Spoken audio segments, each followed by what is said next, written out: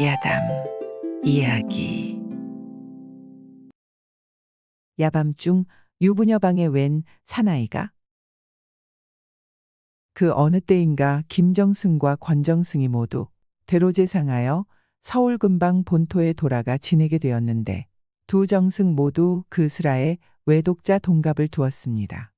김정승과 권정승 지간에 우이우애가 남달리 극진하여 형님 동생 하면서 정사를 볼 때도 낯 붉힌 일 없고 퇴로락 향한 후에도 인생은 늙으면 잔병이 잦은 법이니 누가 먼저 별세하든 두 자식들을 제 자식 친형제처럼 잘 보살펴 나라의 동량지제로 내세웁시다. 하고 말하였습니다. 그 후 얼마 안 되어 권정승은 그만 세상을 하직하게 되어 권정승 아들은 김정승 댁에 옮겨오게 되었습니다.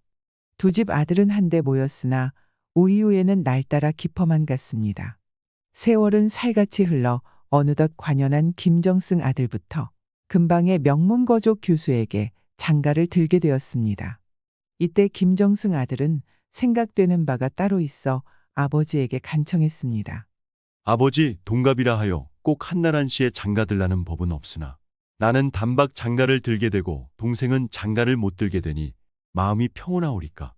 원컨대 동생도 나와 꼭 같이 성관을 시켜 함께 출행케 하는 것으로서 외로운 마음을 위로함이 어떠하니까. 그러자 김정승은 거과시 좋은 생각이다. 하고 쾌히 응낙하였습니다. 그리하여 김정승 아들이 장가드는 날 권정승 아들도 함께 말을 타고 신부 집으로 행차하게 되었습니다. 이때 규수 집에서 마중 나와 보니 의외로 신랑이 둘이었습니다.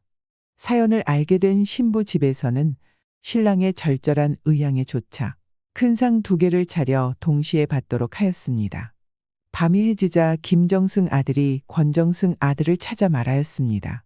동생, 우리 비록 모두 명문거족의 귀한 자식이라 하지만 동생은 조실부모한데다 가세마저 기울어져 어쨌든 나보담은 등대 맞는 처자 맞아오기 어려우니 오늘 밤부터 나의 신부방에 들어주게. 아니, 세상에 그럴 법이 어디 있나요?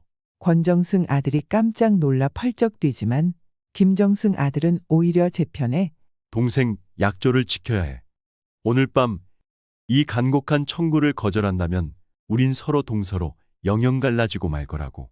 김정승 아들이 정색하고 딱 잘랐대는 바람에 권정승 아들이 잠시 어찌할 바를 몰라 어리벙벙해 섰는데 김정승 아들은 어느새 훌쩍 말에 뛰어올라 채찍을 안기는 것이었습니다. 밤 깊어 집에 당진한 김정승 아들이 아버지를 찾아뵈옵자 김정승은 이 어이된 일인가?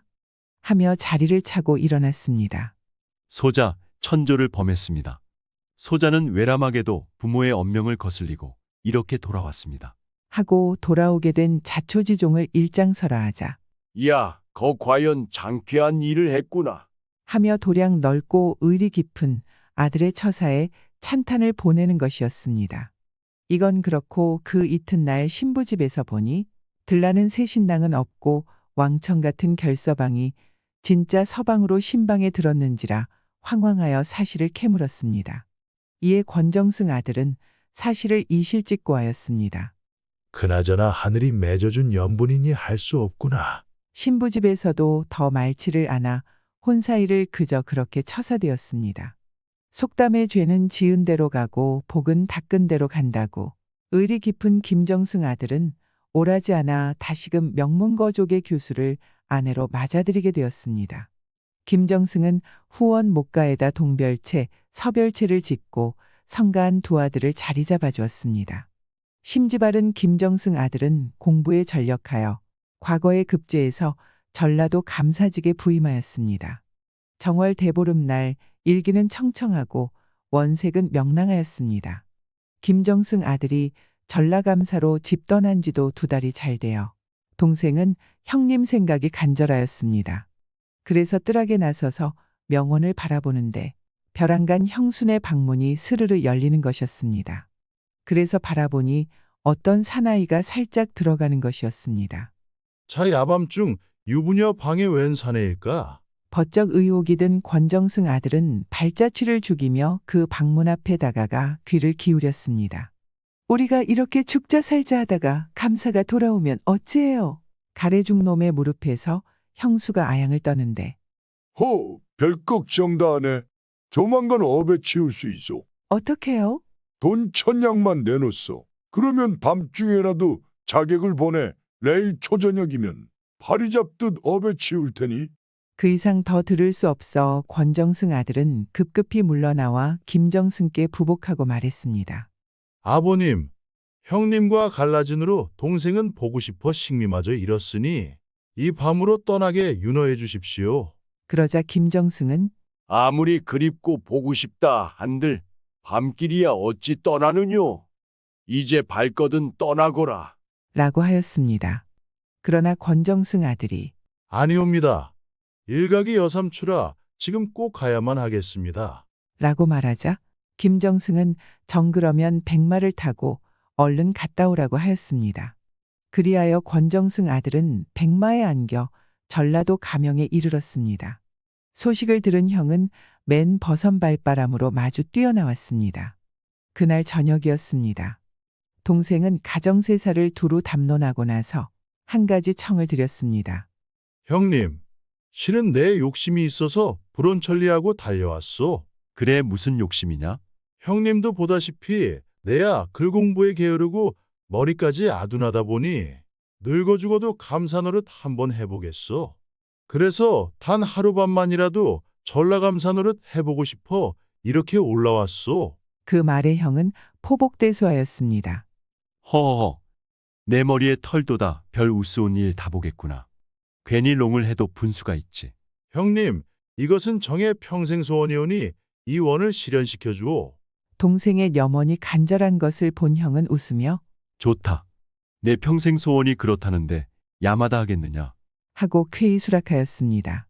그러자 동생은 한술 더 뜨고 들었습니다. 그럼 얼른 의관을 넘겨주오.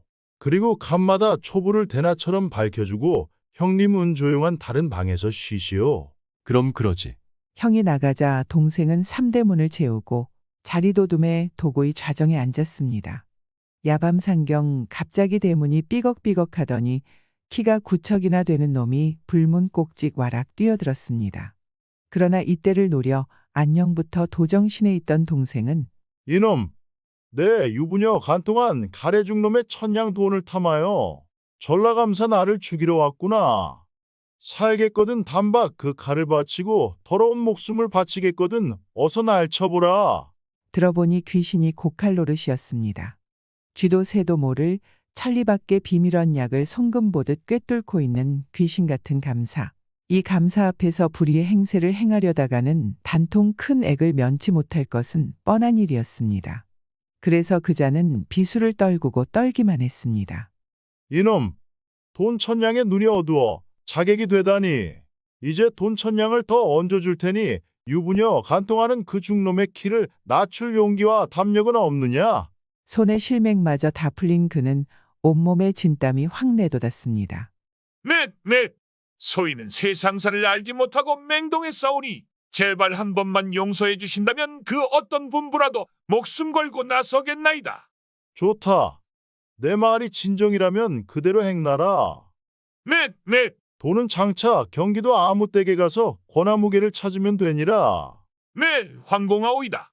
동력 하늘이 환해지자 형이 일어나 나왔습니다. 동생은 웃으며 말했습니다. 거 형님 덕에 하룻밤 감사 노릇 맘껏 해봤소. 인젠 평생 소원을 닦였소. 동생은 아침 조반을 치른 후 형과 작별하고 지체 없이 집으로 돌아섰습니다. 동생은 김정승에게 갔다 온 사연을 아뢰고 밤엔 형수의 방 근처에 은신에 살피었습니다. 밤이 이해지자 그 가래죽놈이 또 유령처럼 나타나 주위를 후능금 살피고는 방문을 착대고 들어가는 것이었습니다. 그런데 좀 이수하여 키가 9척이나 되는 한 사람이 비수를 번뜩이며 뒤따라 들어갔습니다. 그러자 악소리가 났습니다. 문틈으로 달빛을 빌어 들여다보니 죽놈은 뻐들어졌는데 형수녀는 정신 잃기는 고사하고 죽놈의 각을 뜯는 것이었습니다. 각을 떠서 뼈는 명주필에다 싸고 뜯어낸 고기는 침을 담그는 것이었습니다.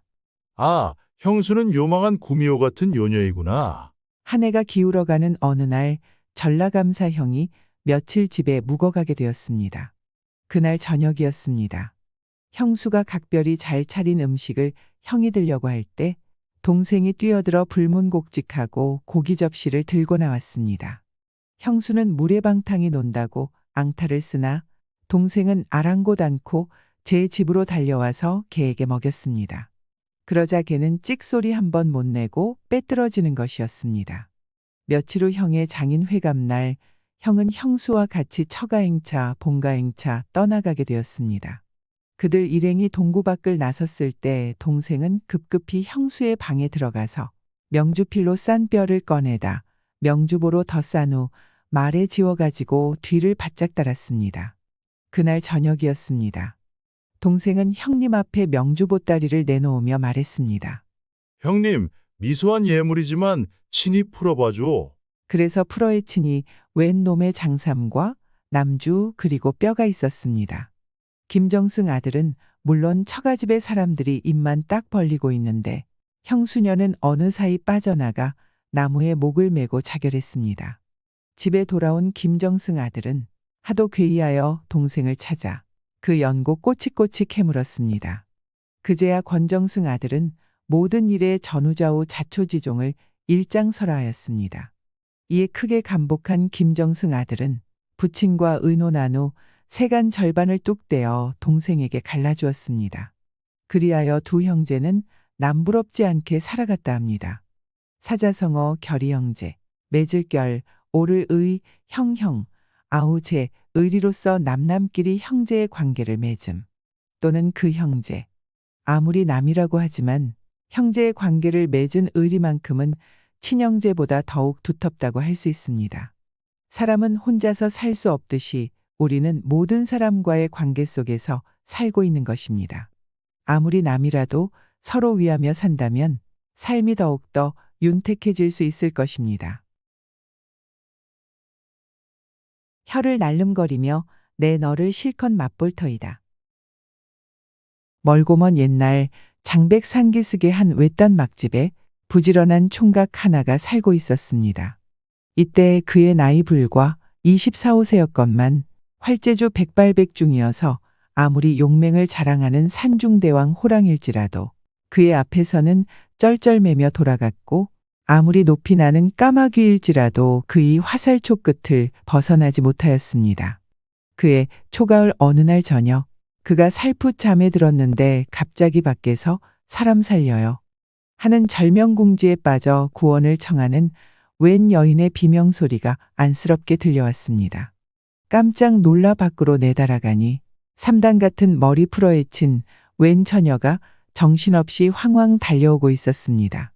그 뒤에는 채토이 불에 그슬린 진대나무통 같고 수염머리 삼건불같이 더부룩 한 꿀종지 눈에 잔인한 빛이 둘둘 흘러떨어지는 서슬푸른 장정이 쌍수에 비수를 잡아준 채 우악스레 쫓아오고 있었습니다. 일견 추격하는데 필시불이의 불안당이라고 단정한 젊은 포수는 여인을 얼른 자기 뒤에 세웠습니다. 그 장정놈은 헐레벌떡 다가오자 마가 나선 총각을 보고 누나를 뒤룩거리며 소리쳤습니다. 이놈아, 나의 처자를 그래. 내 놈이 상관할 테냐. 그 말이 끝나기도 전에 여인이 발딱 나서며 소리쳤습니다. 아니에요. 이놈은 온갖 잔재간을 다 부려 못된 짓이란 못된 짓은 다 골라 하면서 여인 겁탈을 일삼는 흑룡요물이에요. 처녀의 말에 젊은 포수는 대뜸 활시위를 당겨 그놈의 정수리를 박았습니다. 코앞에서 당긴 화살이랴 어느 놈이라서 당할 소냐. 으악! 그는 마침내 그 자리에 쓰러졌습니다. 그놈을 요절내자 처녀는 깊이 살해하면서 그 자리를 떠나갔습니다. 이 일이 있은 다음 날부터였습니다. 장백산에는 전례 없던 눈이 쏟아져 내리기 시작했습니다. 하루가 가고 이틀이 가고 사흘이 가도 눈은 좀채 멎지를 않았습니다. 하여 길길이 쌓인 눈에 온 장백 수림은 난리가 아니었습니다. 그날 밤 수심이 만면한 포수는 밖을 내다보는데 사람 그림자가 보이기에 얼른 뒤쫓아나가 보니 인적기는 간 곳 없고 무전에는 감자며 풋나물 자루가 고즈넉이 놓여져 있었습니다. 아니 이것은 누가 가져온 것일까? 총각 포수는 이를 일경하여 한참이나 주위를 살폈으나 오로지 산이는 백설천지일 뿐이었습니다. 그 다음 날이었습니다. 그날도 눈은 여전히 하염없이 펑펑 퍼붓는데 일의 심화를 꼭 잡아쥐고야 말겠다고 생각한 총각은 살인문 뒤에 몸을 숨겼습니다. 조금 있더니 웬 여자가 바람처럼 휙 나타나는데 그의 어깨에는 무거운 자루가 걸머 메워져 있었습니다. 처녀가 자루를 삽장만 뒤에 살짝 내려놓고 몸을 돌려 사라지려는 순간 총각은 화닥닥 뛰쳐나가 처녀의 두 손을 끌어쥐었습니다. 그러자 처녀는 아무 말도 없이 고개만 다소곳이 숙이었습니다. 저 당신은 총각은 떨리는 소리로 말을 떠듬거렸습니다. 그러자 소녀는 그래, 저를 못 알아보시겠어요? 라고 하였습니다. 땀에 푹 젖어 흐트러진 체 좋은 머리는 연당의 월광이 어리광부리며 춤추는 듯하고 이슬을 머금은 듯하고 빛나는 두 눈은 동방의 돋은 샛별 같고 발그레한 양볼은 방금 무르익는 도하여 당실한 코마루 아래 입술은 주홍필로 담싹 찍어 놓은 듯 희디윈 이빨은 박씨를 줄줄이 박아 놓은 듯 얼마 전 자기가 구해주었고 또 그 뒤에는 자기의 양도살을 가져오기까지 한 바로 그 처녀인 줄을 어찌 몰라보랴. 그런데 그때는 그럴 경황이 못 되어 미처 물어보지를 못했는데 나이는 얼마이며 어디에 사는지. 그러자 처녀는 방긋 웃으며 저의 나이 올해 21이고 예서 멀리 떨어진 백두산 저쪽 기슭에 외홀로 사는 명지라고 불러요. 라고 하였습니다. 그러면서 자기는 일찍 애시적에 부모님 따라 어지럽고 소란한 세상을 피하여 심산 찾아 사는데 부모님마저 영거푸 돌아계시니 인젠 외홀로 살아간다는 것과 이 가을 따라 흑룡의 원수를 감노라고 백룡놈이 온갖 심술 조화를 다 부려 지금 눈이 기막히게 퍼붓고 이로 하여금 양식이 어려울 것을 짐작하고 자기 것을 갈라왔다는 것을 거침없이 이야기했습니다. 그 말을 들은 총각은 처녀의 신상담이 꼭 자기 일 같은 데에 놀라는 한편 처녀에 대한 고마움과 감격으로 가슴이 막 끓어번졌습니다. 고맙소. 내 영영 이은고 잊을 수 없소. 그런데 그 백룡놈은 언제 요절을 낸담? 그러자 처녀는 말했습니다. 그놈도 흑룡 못지않은 천하유물인데 좀채 잘 나타나지를 않는답니다. 그놈을 없애려면 아직 시간이 더 가야 할 거예요. 어쨌든 내 그놈을 꼭 없애치우고야 말겠소. 총각과 처녀는 밤이 깊도록 이런 말들을 애틋이 주고받았습니다. 그 이듬해 진달래 아질자질 피는 봄날 그들은 드디어 알뜰한 새 가정을 이루게 되었습니다. 꿀같이 달디단 나날이 흘러갔습니다. 이때로부터 두 재간둥이 내외 맘맞추고 손맞추니 피어나는 것이 웃음이여 피워가니 살이었습니다. 허나 속담에 호사다 말하더니 뒤미처 불행은 그림자 마냥 그들의 뒤를 따라왔습니다. 이듬해 5월 젊은 포수는 이름 모를 병으로 털썩 드러눕게 되었습니다. 영지가 그 머리맡을 맴돌며 정성껏 간호해주고 분주히 동서남북으로 뛰어다니며 명약이란 명약은 모조리 구해왔건만 병은 갈수록 더 위중해만 갔습니다. 남편의 병세가 몹시 기우는 것을 본 영지의 마음의 그늘도 날이 갈수록 짙어만 갔습니다. 이러던 어느 하루 영지는 남편을 보고 말했습니다. 서방님, 며칠간만 집에서 고생하세요. 제가 좀 멀리 갔다 와야겠어요. 그 말을 들은 남편은 자기 아내의 남다른 재간을 모르는 바 아니지만 먼 길에 차마 아내를 내놓을 수 없어서 아니 어떤 일이 있더라도 못 가요. 하고 만류했으나 영지는 저로 해서 근심일랑 마세요. 내 며칠 새에 꼭 약을 구해올 테니 라고 하며 기어이 떠났습니다. 영지 떠난 사흘날 점심때였습니다. 영지가 온몸이 피투성이 되어 뜰 안에 들어섰습니다. 남편은 일어나 겨우 달려갔습니다. 아니 이게 어찌된 일이요? 그러자 영지는 눈물을 흘리며 말했습니다. 집 떠난 지 3일 만에 나는 백두산 심처 막치기로 들어갔지요. 마침내 일이 되느라고 골짜기 건너에 만병통치한다는 불초명약이 있겠지요. 그런데 골은 깊고 산새는 험해 그대로 건널 수가 있어야지요. 생각 끝에 그리로 막 건너 뛰어가려는데 백룡이 혀를 날릴거리며 앞을 막아나섰지요. 인제사 내년이 갈 때가 어디매냐. 나의 동료 흥룡이 못 채운 야요까지 합쳐 내년을 실컷 맛볼 터이다. 으하하하하. 하고 달려들었지요. 나는 뿌리치고 달렸어요. 그러나 그놈은 기어이 쫓아와 저희 몸을 탈해치려 했지요. 나는 그놈에게 욕을 당하느니 차라리 깨끗이 자결하려고 벼랑에 몸을 던졌지요. 아, 당신이 나를 찾으려거든 집을 나서 고추고추 동쪽을 바라고만 오세요. 그러면 한 산비탈 아래 두 그루의 홍송이 마주선 바로 거기에 제가 고이 잠들어 있어요. 그러면서 영지는 포수의 한가슴에 얼굴을 파묻고 구슬피 흐느껴 울었습니다. 그 동에 깜짝 놀라 깨어나니 그것은 일장백일몽이었습니다. 아, 이게 어인 악몽이냐? 자리에서 벌떡 일어난 포수는 어디에서 그런 힘이 솟구치는지 그 길로 동쪽을 바라고 정신없이 내달렸습니다. 그 얼마나 내달렸던지 바로 앞에 큰 바위 하나가 집채같이 뿌리박고 섰는데 거기에는 홍송 두 그루가 서 있고 그 앞은 깊은 골짜기였습니다. 아, 얘가 바로 영지가 일러주던 곳이 아니냐? 젊은 포수 허위단심 그리로 뛰어내려갔습니다. 아, 드디어 젊은 포수는 저도 모르게 비명을 지르며 그 자리에 목석처럼 굳어져 버렸습니다. 그때 선뜩하여 홀 놀라 깨고 보니 자기는 바로 영지의 차디찬 무덤에 나무를 끌어안고 있었고 거기에는 피투성이 된 자기 아내 영지가 고이 잠들고 있었던 것이었습니다. 아, 영지는 나로 하여 떠났다가 그놈 때문에 귀한 목숨을 바쳤구나. 남편은 아내의 시체를 걷어안고 목 놓아 대성통곡하였습니다. 그런데 이때 어디선가 하타아 하고 미친 듯한 웃음소리가 들려왔습니다. 젊은 포수 쳐다보니 천년 묵은 락낙장송우에 허연 비늘을 뒤집어 쓴 용 한 놈이 득이양양 꽈리고 앉아 깨고 소한 너털웃음을 웃고 있었습니다. 젊은 포수는 벌떡 일어나 화살 하나를 재워 그 놈을 견주었습니다. 이때 백룡은 흉한 비늘을 잔뜩 일궈 세워가지고 허장성새 덮쳐 내려왔습니다. 그러나 젊은 포수의 화살은 연달아 그놈의 정수리와 심장에 푹푹 꽂히었습니다. 백룡은 무섭게 악을 썼으나 끝끝내 너부러지고야 말았습니다. 백룡을 깨끗이 요절낸 포수는 그 다음날 영지를 한 봇나무 밑에 고이고이 장사지내 주었습니다. 그 이듬해 5월이었습니다. 젊은 포수는 영지가 세상 뜬 한도를 맞으며 성묘를 갔습니다. 영지, 영지. 젊은 남편은 애타게 땅을 치며 통곡했다.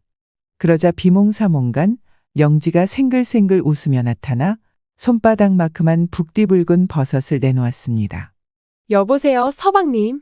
너무 상심 마시고 어서 이것을 가져다 골수 깊이 파고든 병을 떼세요. 아, 이건 뭐요? 이건 바로 제가 서방님께 드리는 새로운 만병통치 명약이에요. 아, 영지. 남편은 너무나 감격하여 영지를 콱 끌어안았습니다. 그때 선뜩하여 홀 놀라 깨고 보니 자기는 바로 영지의 차디찬 무덤에 나무를 끌어안고 있었고 그 나무에는 북디붉은 타는 듯한 버섯이 돋쳐 있었습니다. 이때로부터 장백산에는 영지의 이름을 따서 명명한 새로운 명약영지가 번성하게 되었습니다. 수어지교가 생각이 납니다. 물수, 물고기여, 어조사지, 사길교, 물을 떠나서는 살 수 없는 물고기처럼 긴밀한 관계를 말합니다. 물고기와 물처럼 친한 사이라는 뜻으로 고기가 물을 떠나서는 잠시도 살 수 없는 것처럼 친밀한 사이를 비유한 말입니다.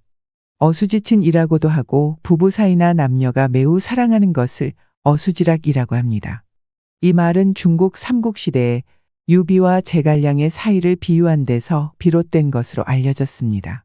삼고초려의 정성으로 인연을 맺은 유비와 제갈량과의 사이가 날이 갈수록 친밀해지고 유비가 제갈량을 스승 대접하자 관우와 장비가 불쾌하게 여기기 시작했습니다. 이에 유비가 그들을 불러 나에게 공명이 있다는 것은 고기가 물을 가진 것과 마찬가지다. 다시는 불평을 하지 말도록 하여라 라고 타일렀다고 합니다. 그 후로 관우와 장비는 다시는 불평하지 않았다고 합니다. 물이 없으면 물고기가 살 수 없듯이 여러분도 곁에 있는 최고의 친구이자 배우자를 함께하고 있는 동안은 행복하게 사셨으면 좋겠습니다. 가난한 선비를 살린 샛별 머슴. 옛날에 글 읽는 선비가 한 사람 살았는데 벼슬도 못하고 글만 읽으면서 살다 보니 사는 형편이 참 말이 아니었습니다. 아니할 말로 눌러도 못 밖에는 나올 게 없는 그런 형편이었습니다. 그도 그럴 것이 조상 대대로 벼슬 없는 선비로 살아와서 물려받은 재산도 없지 옛날 법이라는 게 되먹지 못해서 양반은 굶어 죽어도 일은 못한다지. 이러니 입에 풀칠이라도 하고 사는 게 오히려 신통할 정도였습니다. 이 사람이 어린 아들 둘을 두었는데 한 해는 먹을 것이 없어서 아들 형제가 몇 날 며칠 아무것도 못 먹고 쫄쫄 굶게 됐습니다. 마침 가을이라 집집마다 가을거지 채비를 할 때인데 보다 못한 아내가 남편더러 채근을 했습니다. 여보, 이러다가는 저 어린 것들이 다 굶어 죽게 생겼으니 논에 서 있는 벼이삭이라도 좀 잘라다 먹입시다. 라고 말하니 선비는 아무리 배가 고파도 남이 애써 농사 지어 놓은 곡식에 어찌 함부로 손을 댄단 말이오. 라고 말을 하는데 아내는 버럭 화를 내며 그까짓 벼이삭 몇 개 자른다고 표가 나겠어. 고집 부리지 말고 오늘 밤에 나가서 몇 개 잘라오시오. 라고 윽박질렀습니다. 선비는 어쩔 수 없어서 할 일 없이 그날 밤이 이슥하기를 기다려 낫을 들고 나갔습니다. 남의 논에 가서 벼이삭을 자르려고 하는데 자꾸 뒤가 캥겨서 하늘을 떡 올려다보니 마침 새벽녘이 되었던가 동쪽 하늘에 샛별이 반짝반짝 떠 있는데 그것이 자기를 내려다보고 꾸짖는 것 같았습니다. 아이고, 내가 이게 무슨 짓이냐. 굶어 죽는 한이 있더라도 남의 곡식에 손을 대서는 안 되는데 저 샛별 보기 부끄럽구나. 이렇게 생각하고 그냥 돌아서서 빈손으로 집에 돌아오니 아내가 잔소리를 늘어놨습니다. 그래, 기껏 낫을 들고 나간 양반이 빈손으로 들어와요. 식구들 다 굶어 죽일 작정이요? 라고 말하니 선비는 땅을 쳐다보며 하늘에 있는 샛별 보기 부끄러워 그 짓은 못하겠어. 날이 밝으면 내일 산에 가서 칡뿌리라도 캐어올 테니 너무 걱정 마오. 그래서 날이 밝으니까 산에 가서 칡뿌리를 캐다가 삶아먹고 겨우 목숨은 부지했는데 그것도 하루 이틀이지 내내 그러다가는 칡뿌린들 나만 할 일이 없었습니다. 앞으로 무얼 먹고 사나 하고 걱정이 늘어졌는데 그날 저녁에 웬 떡거머리 총각이 문간에 턱 찾아왔습니다. 찾아와서는 저는 갈 곳 없는 떠돌이인데 이 집에 머슴살이를 할까 하니 거두어 주십시오. 라고 말하는 거였습니다. 마음은 고마우나 우리는 농사 지을 논밭도 없는 데다 당장 먹을 양식도 없는 형편이니 딴 집에나 가보게. 라고 했더니 이 댁 형편을 다 알고 왔으니 거두어 주십시오. 제가 도와드리면 살 길이 생길 것입니다. 이렇게 말을 하니 듣던 중 고마운 말이라 반갑게 맞아들였습니다. 그런데 워낙 가난한 집이라 머슴이 할 일이 없어 농사를 지으려니 논이 있나 밭이 있나 집안일을 하려니 세간이나 변변한가. 주인인 선비가 되레 미안해서 내일부터 당장 무슨 일을 할 텐가 하니 가을거지 철이니 남의 농사일을 거들어주고 품값으로 양식을 받아다 먹고 살아야겠습니다. 주인도 저를 도와 함께 일을 해주십시오. 라고 말하였습니다. 나는 이날 이때까지 글만 읽어서 일하는 법을 배우지 못했다네. 라고 선비가 말을 하니 머슴은 그러니까 이제부터 배우셔야지요. 라고 말하면서 머슴이 선비에게 가을거지하는 법을 이것저것 가르쳐 주었습니다. 그 이튿날부터 선비는 머슴과 함께 남의 집에 가서 품을 파는데 선비는 등이 휘어지도록 일을 했습니다. 명색의 선비가 남의 품팔이를 한다고 하니 동네 양반들에게 손가락질을 받아가며 일을 했습니다. 그래서 그해 겨울을 그럭저럭 굶지 않고 넘겼는데 이듬해 봄이 되니까 머슴이 이제부터는 노는 땅을 일구어 논밭을 만듭시다. 하기에 머슴 말대로 여기저기 못쓰게 된 땅을 빌리고 얻어다가 논밭을 일궜습니다. 선비와 머슴은 밭을 갈아 씨를 뿌리고 거름을 주고 김을 메고 참 억척같이 일을 했습니다. 머슴은 밤낮으로 선비에게 일하는 법을 가르쳐주면서도 제 몸 아끼지 않고 일을 도와주었습니다. 그러자 한번 맛을 들인 선비도 죽자 살자 일을 했습니다. 그 덕분에 가을이 되니까 곡식을 제법 많이 거두들여서 곡간에 쌓아두고 먹을 만큼 되었습니다. 이렇게 되니 머슴이 하직 인사를 하는데 이제는 이 댁도 양식 걱정 안 하고 살게 됐으니 저는 그만 가겠습니다. 라고 말하니 선비가 고맙고 섭섭해서 굶어 죽게 된 우리 식구를 살려준 은인인데 사경이라도 받아 가지고 가게 하니까 머슴이 말하길 저는 사경 따위를 받을 형편이 못 됩니다. 주인이 지난해 남의 논에 선 벼이삭을 자르려고 하다가 제가 지켜보는 걸 보고 그만두신 일이 있지 않습니까? 그 마음씀이 하도 고마워서 제가 조금 도와드렸을 뿐이니 그런 걱정은 마십시오. 하고는 훌쩍 사라지기를 연기처럼 사라지는 거였습니다. 그러고 보니 머슴이 이 집에 와 있는 동안에는 새벽녘에 샛별이 뜨지 않았던 것입니다. 그러니 그 머슴이 샛별이었던 것입니다. 마음을 바르게 쓰면 하늘에 뜬 샛별도 도와준다는 이야기였습니다. 선비는 그 뒤에도 부지런히 일을 해서 아주 잘 살았다는 이야기였습니다. 마음을 곱게 먹으면 언젠가는 복으로 찾아온다는 이야기였는데요. 모두가 마음을 곱게 먹어서 우리에게도 샛별 머슴이 찾아왔으면 좋겠습니다. 소첩은 하룻밤만이라면 싫어요. 매일 밤. 옛날 한 양반의 아들이 절에서 10년 동안 공부를 하고는 이만하면 과거를 볼 수 있겠지. 하고 집으로 돌아오고 있었습니다.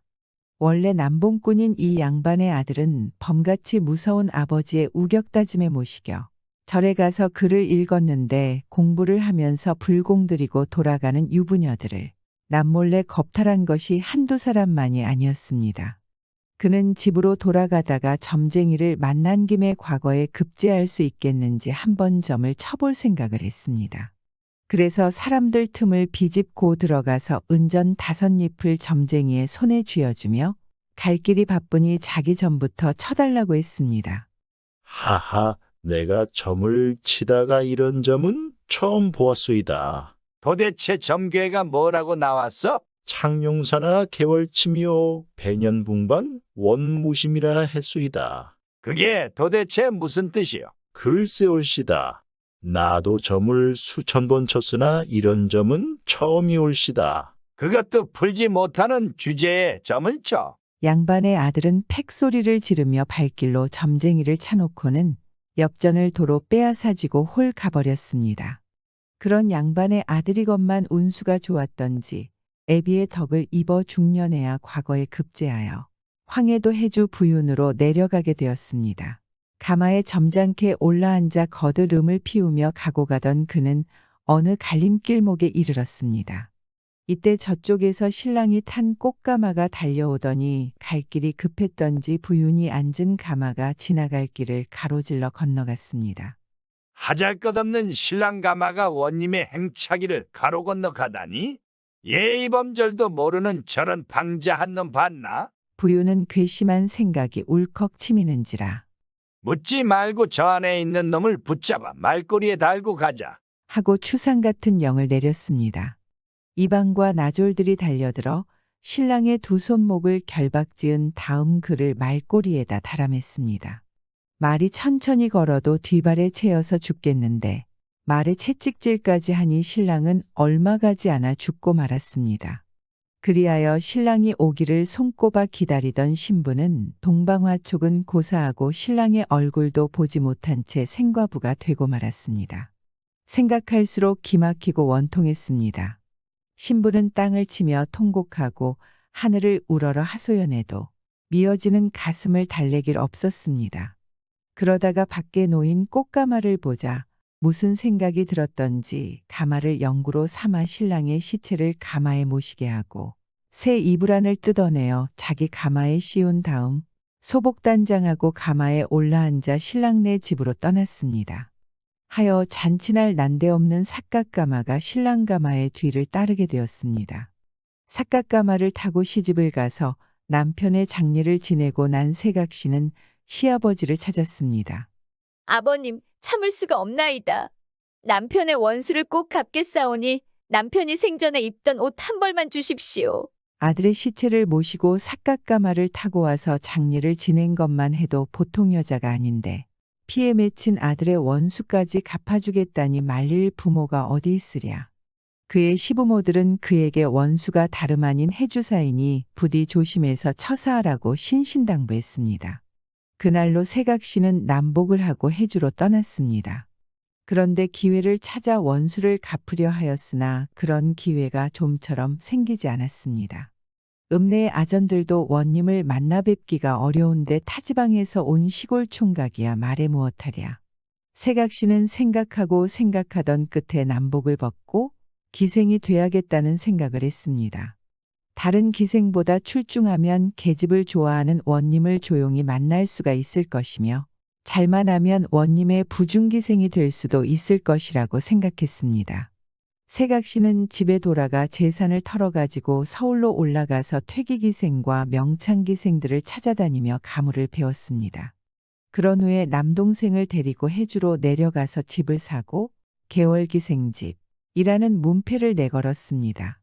그러자 해주 일판에 어중이 떠중이 활량들과 알건달들이 밀려들더니 이는 해주바닥에 둘도 없는 미인이여 노래 잘 부르고 춤 잘 추는 기생이라는 소문이 쫙 퍼졌고 남자로 생겨나서 개월기생을 못 보면 병신이고 대장부 아니라는 말까지 떠돌았습니다. 그래서 한다하는 양반 나으리들도 개월기생을 찾아갔습니다. 헌데 그들은 개월이가 어찌나 유염한지 보기만 해도 뼈마디가 물러앉아 그의 손목 한 번 쥐어보지 못하고 녹초가 되어 새끼를 꼬며 돌아가곤 했습니다.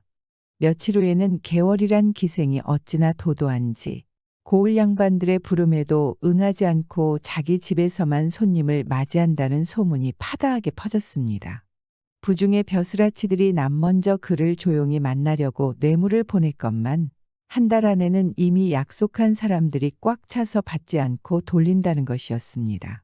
발 없는 말이 천리를 간다고 그런 소문이 고운 여자라면 오금을 못 쓰는 해주부 윤의 귀에 안 들어갈리 만무했습니다.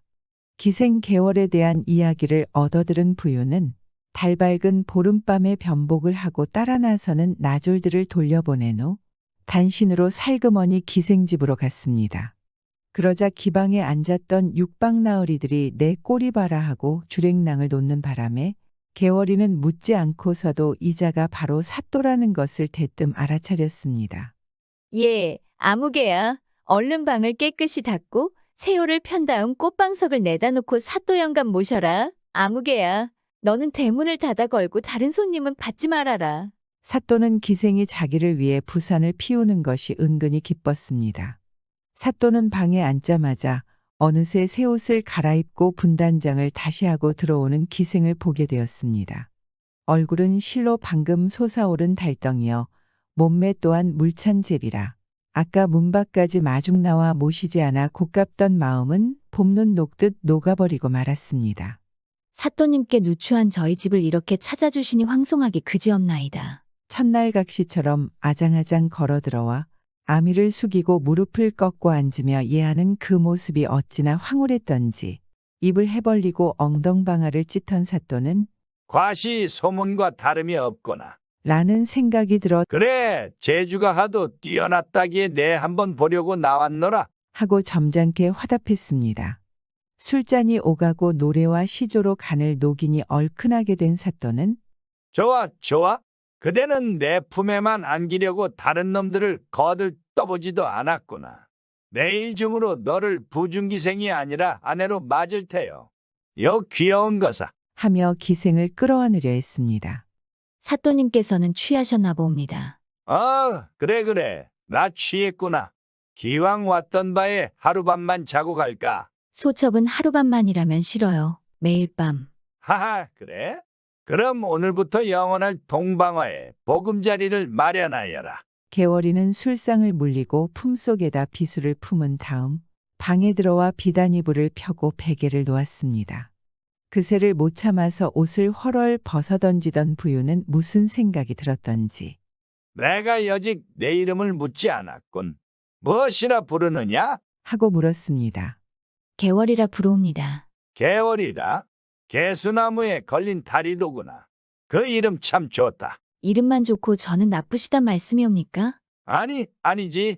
그럴 리가 있나? 자리에 누우려던 사또는 보름달빛이 베개울을 환하게 비추는지라 그 빛을 따라 밖을 내다보니 달빛 아래 거무칙칙한 산이 우뚝 솟았는 것이 눈에 띄어 저 산 이름이 뭐지? 하고 물었습니다. 창룡산이라고 하옵니다. 뭐시? 그 말에 사또는 깜짝 놀라서 벌떡 일어났습니다.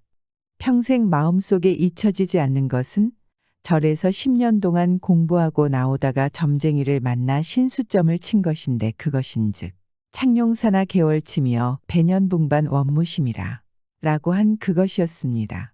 창룡사나 개월침이란 창룡산 아래 개월의 베개란 뜻이요. 배년반이 난달이 둘이니 2월 보름이라 바로 오늘이요. 원무심이란 무엇인가? 옳지. 원자에서 마음심을 떼고 나면 죽을 사자로다. 아차, 내가 오늘 개월의 베개 위에서 죽는다는 말이구나. 이렇게 묘하게 맞아떨어질 법이 어디 있단 말인고? 한데 설마 저 계집이 나를 죽이냐? 아니면 어떤 놈이 숨어 있단 말인가?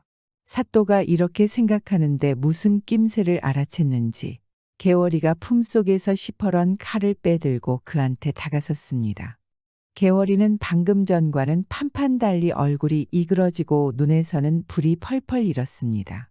사또는 온몸에 소름이 쫙 끼치고 몸이 후들후들 떨려 뒤로 물러 앉았습니다. 너 인연 장난을 해도 분수가 있지? 이게 무슨 짓이냐? 장난? 홍, 누가 철천지 원수와 장난을 한다더냐? 뭐? 원수라니? 나는 오늘 너를 처음 보는데 원수라니? 그게 어디 될 말이냐? 내가 뭘 잘못했단 말이냐? 잘못한 일이 한두 가지냐? 내 놈이 부사로 도입하는 첫날부터 무고한 백성을 그것도 일생에 한 번밖에 없는 장가가는 신랑을 처참하게 죽이고서도 죄가 없단 말이냐? 지난 반년 동안에 내 놈이 지은 죄만 하여도 쌓아놓으면 저 창룡산보다 더 높을 게다. 그래도 잘못한 일이 없단 말이냐?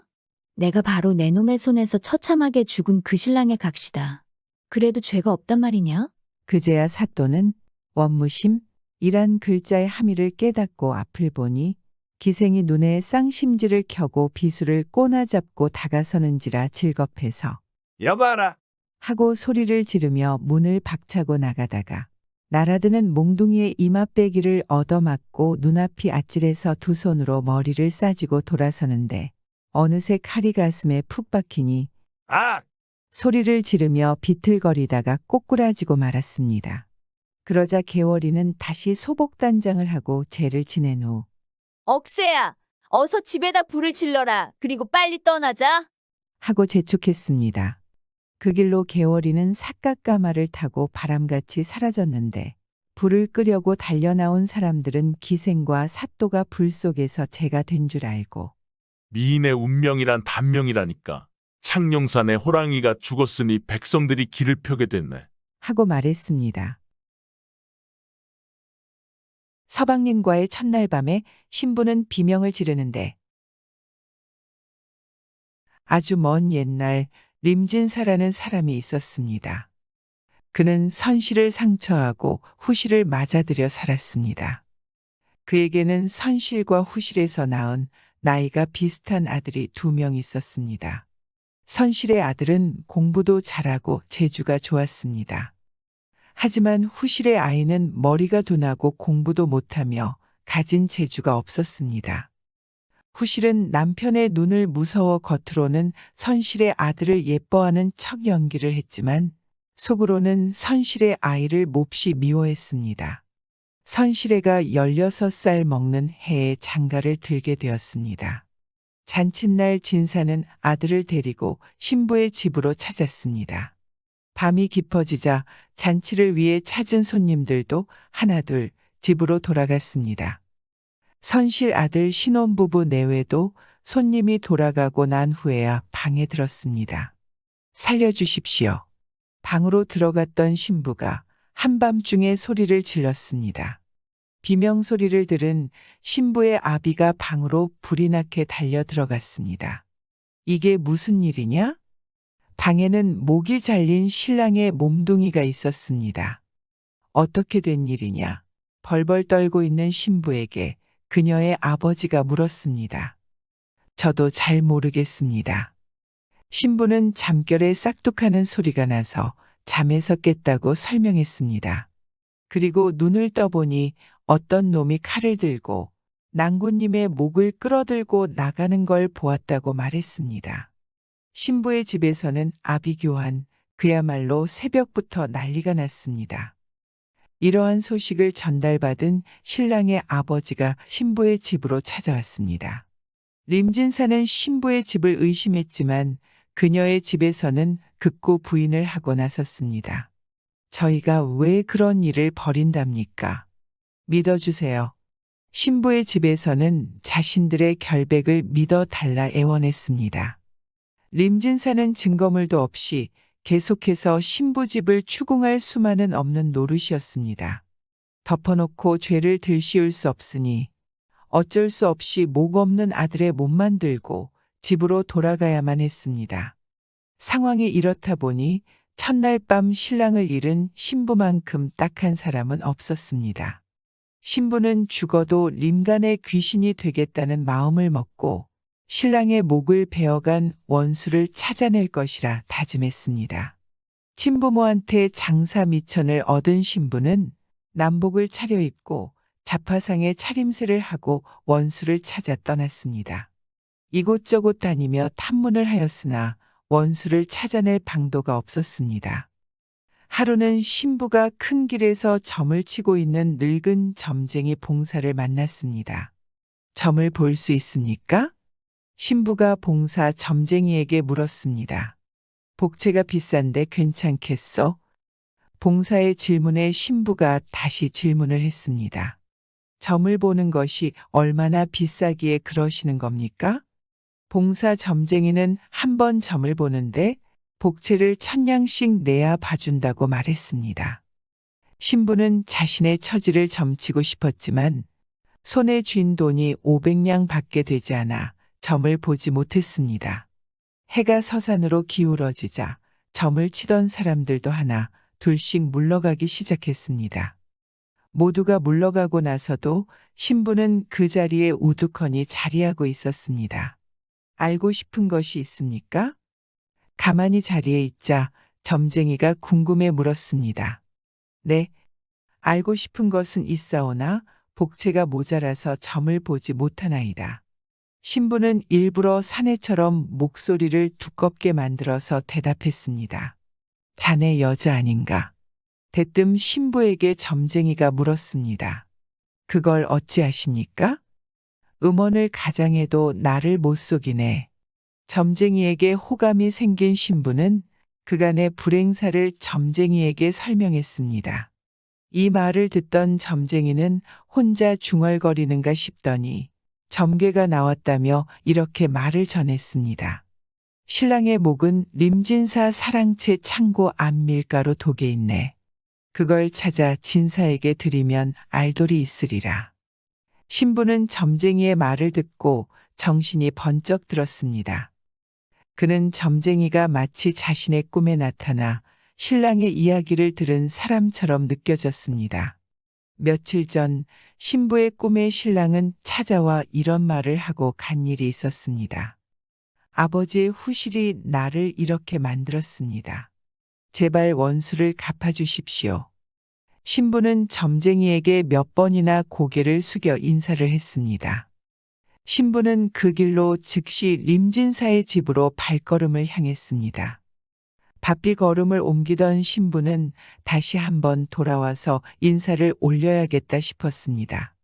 자리로 돌아와 보니 점쟁이는 어디로 갔는지 사라지고 없었습니다.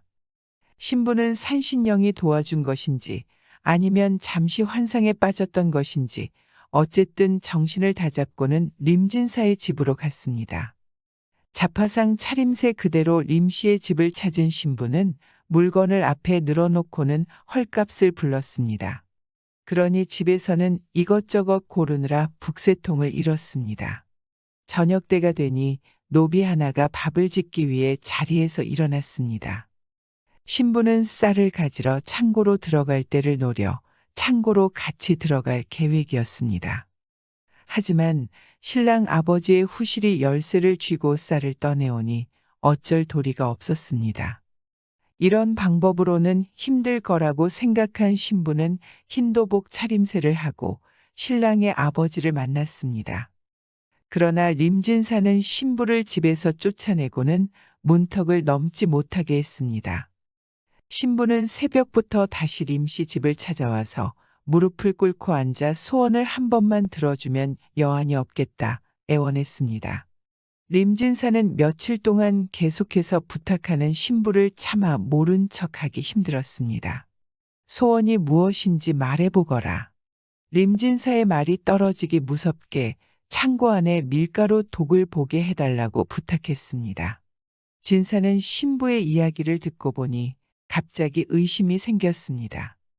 아들이 죽은 후로 후실은 창고에 누구도 들어가지 못하게 하고 혼자서 관리하고 있었기 때문이었습니다.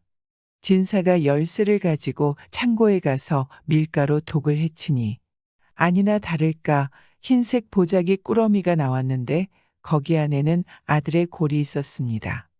진사는 종을 시켜 후실을 묶어서는 고을 원님에게 상소했습니다. 원이 집장사령을 불러 주리를 틀게 하고 자백을 시키니 후실도 결국 입을 열었습니다. 후실은 재산을 독차지하려고 신복에게 자객을 얻어 신랑의 목을 가져오도록 한 것이었습니다. 원의 윤허를 받은 진사는 손수 후실과 후실의 아들 그리고 선실 아들의 목을 벤 자객을 자신의 손으로 처리했습니다. 그리고 재산을 정리해 절반은 노복들에게 나눠주고 나머지 절반은 신부에게 주고는 첩첩산중으로 돌을 닦으러 들어갔습니다. 이때부터 그는 사명당이라 불렸습니다. 그것이 탐나시면 언제든지 드리죠. 산 좋고 물 맑은 어느 자그마한 시골에 가난한 농군이 스라의 아들 형제를 두고 살았습니다. 가난한 농군은 마음씨 비단고름처럼 고운 데다 쉼 없이 흐르는 물처럼 부지런해서 얼굴 한번 붉히지 않고 늘 아들 두 형제를 거느리고 별을 지고 밭에 나갔다가는 달을 이고 집에 들어왔습니다. 가난한 농군의 아들들 역시 그러했습니다. 어린 때 쭉 뻗고 장골산에 된 두 형제는 마음씨 착하고 부지런한 아버지를 따라다니며 황소처럼 일했습니다. 가난한 시골 농군이 호미 들고 나서면 아들 셋이 호미 메고 앞에 나서서 걸었고 가난한 농군이 하루 일을 끝낼 때면 아들 둘은 저마다 나무 한 단씩이라도 해서 지고 뒤따라 걸었습니다. 그래서 가난한 농군은 두 아들을 데리고 다니는 것이 더없이 기뻤습니다. 시골 농사꾼은 두 아들을 데리고 맑은 물 돌돌 흐르는 개울을 건너 하늘의 별처럼 총총 잔돌이 널린 강변을 지나 고운 꽃들이 울긋불긋 내 먼저 다투어 피는 산기슭으로 발길을 돌렸는데 웬일인지 양지바른 기슭에 이러자 가던 걸음 멈추고 두 아들을 불러 세웠습니다. 얘들아, 잠깐만 게 서서 이 땅을 보아라. 내 보기엔 이곳은 양지도 바르고 땅도 좋은데 흠이라면 돌이 많은 것이다. 그러나 이 돌도 우리 부자가 합심하여 부지런히 주워낸다면 다 주워낼 수 있을 것이다. 그래 너희들 생각은 어떠하냐? 두 아들은 아버지를 따라 일밭으로 오갈 때마다 아버지가 말없이 이곳에 머물러 이 땅에 정을 붙이며 속생각을 굳혀가는 걸 보아온지라 너도 나도 선뜻이 응해 나섰습니다. 이날부터 부지런한 농군과 그의 두 아들은 밭일을 나갔다가 올 때면 꼭 이 돌밭에 들려 돌을 주워내고 그중 큼직한 돌은 저마다 하나 둘씩 집으로 들어다가 초가 삼간이 남아 집 주위에 돌담을 쌓기 시작했습니다. 가난한 농군이 정해놓은 자리에는 정말 돌도 많았습니다. 물동이같이 큰 돌이 여기 우뚝 저기 우뚝 앉았는가 하면 베개똥 같은 돌이 이리저리 누워있고 주먹만한 조약돌은 여기 총총 저기 총총 구만리 장성에 널린 별보다 더 많았습니다. 그래도 부지런한 농군은 두 아들을 데리고 굵은 밭자리에 돌을 주었고 주운 돌로는 집 주위에 돌담을 쌓아갔습니다. 그러는 사이에 세월은 흘러 어느덧 꽃이 피는 봄이 가고 엽지는 가을이 지나 눈 내리는 겨울이 찾아왔습니다. 그동안 삼부자는 하루도 빠짐없이 손끝에 피 맺히도록 돌을 주었건만 돌밭에 돌은 어찌나 많았던지 별로 눈에 띄게 줄어들이 않았고 집 주위의 돌각담도 겨우 한쪽 귀퉁이만을 쌓았을 뿐이었습니다. 그래도 가난한 농군은 낙심 한 번 하지 않았고 그의 두 아들도 싫다는 말 한마디 없이 손을 쉬우지 않고 부지런히 돌을 주었고 주온 돌은 날마다 돌담을 쌓았습니다. 이렇게 춘추가 3번 바뀌니 농군과 두 아들은 그 자리에 도르를 다 주워내었고 초가 3간집 주위의 돌담도 다 쌓게 되었습니다. 그런데 농군은 별처럼 총총하게 들어앉았던 그 많은 돌과 베개통처럼 이리저리 누워있던 큰 돌까지 오간데 없이 다 날라냈는데 단 하나 성마돌보다 더 큰 돌이 그 밭자리 한가운데 그냥 박혀있는 것이 가슴에서 내려가지 않았습니다. 그 돌은 어찌나 무거웠던지 가난한 농군이 혼자서는 물론 황소같이 힘이 센 장고라들 둘이 모여서 들자 해도 들 수 없었습니다. 농군은 그래도 부자 3사람이 합심하면 되리라 믿고 아들들과 의논하니 모두가 당장 두동강이 날 것 같았고 어깨뼈가 부서지는 것 같았으며 허리는 활처럼 휘고 얼굴에서는 애기 주먹 같은 땀이 뚝뚝 떨어졌습니다. 그러나 힘 좋은 두 아들은 목청 좋은 아버지의 소리에 맞추어 천근같이 무거운 발을 옮겨 놓으며 끝내 그 큰 돌을 집까지 메고 왔습니다. 아버지는 마음이 흐뭇해서 그 큰 돌을 보기 좋게 돌담 한 귀퉁이에 놓았습니다. 이렇게 가난한 농군과 그의 두 아들은 3년 동안 매일과 같이 부지런히 일해서 밭도 일구고 집 주위에 보기 좋은 돌담도 다 쌓아놓았습니다. 이 농군이 사는 초가집 뒤에는 고래등 같은 기와집을 쓰고 사는 욕심 많고 심보 고약한 한 부자놈이 살고 있었습니다. 공것이라면 내버린 동네 집 부직갱이도 제 집 부엌에 가져다 놓는 그 부자놈은 앞집 가난한 농군네 돌담이 욕심났습니다. 돌담이라고는 하지만 아무리 생각해도 3년 세월에 하나 둘씩 들어다 쌓은 그 담이 돌담 같지 않았습니다. 그래서 장밤 이리저리 뒤척 잠을 이루지 못하고 궁리하다가 일출동령하여 밝은 햇살이 창문에 비쳐들 때 문을 열어 제끼고 높은 마루턱에 서서 또 앞집 돌담을 바라보았습니다. 그런데 아침 햇살을 받은 돌담이 눈부신 광채를 뿌리는지라 부자는 눈을 뜰 수가 없었습니다. 욕심 많은 부자가 그 눈부신 광채에 깜짝 놀라 두 눈을 이리 비비고 저리 비비며 돌담을 보고 또 보니 그것은 돌담이 아니라 온통 황금빛으로 눈부시는 금덩이였습니다. 저놈의 돌담이 온통 금덩이로구나. 저 돌담만 손에 넣는다면 세상에 둘도 없는 부자가 될 것이 아닌가? 부자는 그 눈부신 돌담을 이토록 바라보며 침을 꿀꺽 삼키고 나서 눈알을 판들판들 굴리더니 무슨 신통한 묘안이 떠올랐는지 무릎을 탁 치고는 가난한 농군을 찾아갔습니다. 여보게, 내 한 가지 의논할 일이 있어 찾아왔네. 이웃 사촌이라곤 우리 앞뒤 집인데 본래부터 의좋게 살아가는 처치가 아니었나. 임자네 가난한 처지를 불쌍히 여겨 돕자는 생각이 있어서 왔네. 글쎄 빈부귀천은 팔자라고는 하지만 앞뒤 집에서 어찌 내 홀로 부귀영화 누리며 자네들의 가난한 처지를 모르는 척 하겠나. 내 땅 맞이기도 주고 우차도 줄 테니 인제 집을 바꿔 사세나. 나야 돈이 있으니 또 큰 집이 생각나면 한 채 사면 그만 아닌가. 달리 생각 말고 어서 바꾸세. 부자는 가사를 피워대며 붉은 혀바닥에 침이 마르도록 말했지만 앞집 농군은 그 부자의 심사를 제 송금 보듯 잘 아는지라 가타부타 아무 말도 입 밖에 내지 않았습니다. 그런데 뒤집 부자가 어떻게나 횡설수설하며 찰거마리처럼 달라붙는지 농군의 재간으로는 떼어버릴 수가 없었습니다. 평생 초가집을 해서 살고 농사일밖에 해오지 않은 앞집 농군은 그 집에 정을 붙이고 살아온지라 기와집에 갈 생각은 아예 없었지만 부자대인의 분부를 거역했다가 큰 화가 미칠 것만 같아 울면서 겨자 먹기로 응낙하지 않으면 안 되었습니다. 그래서 앞집 농군은 뒤집 부자를 보고 이렇게 말했습니다. 생각해서 은혜를 베푸시니 고맙소이다. 우리 같은 농군은 초가 삼간이라도 제 손으로 지은 집에 사는 것이 제일 입죠. 그리고 정들어 살아오던 집을 떠나기도 아쉽소이다만 부자대인의 소원이 그러하시다니 바꿔드리지요. 하지만 소인에게도 한 가지 소원이 있사오이다. 그게 무슨 소원인고? 네, 우리 부자가 3년을 애써 일군 밭을 훗날 자손들에게 말이라도 전해주게. 그 밭에서 날라온 큰 돌 하나만 가지고 뒤집에 갈까 하나이다.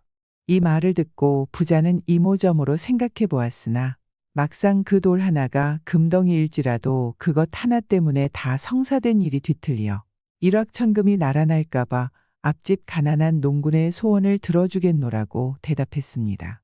이렇게 되어 부자는 약정한 대로 소수레와 땅 몇 마지기를 농군에게 주고 고래등 같은 기와집도 냈습니다.